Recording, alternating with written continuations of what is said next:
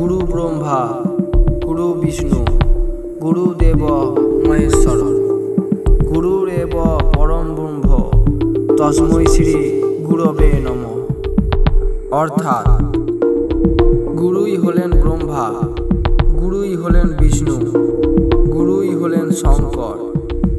গুরু কেবল তিনি নন যিনি আপনাকে পুস্তক পড়ান, বরং তিনি অজ্ঞানতার অন্ধকারে তপ্ত হয়ে আপনাকে জ্ঞান প্রদান করেন।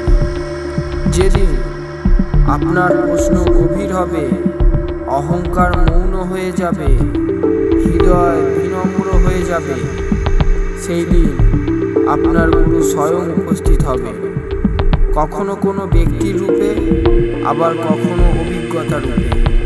সেই জন্য জীবনে যদি অগ্রসর হতে চান, তাহলে সঠিক গুরুর সন্ধানে লেগে পড়ুন, কারণ সঠিক পথ প্রদর্শন ছাড়া সকল পথ ভ্রম হয়ে যায়, আর সাধনা এখন দাঁড়ায়।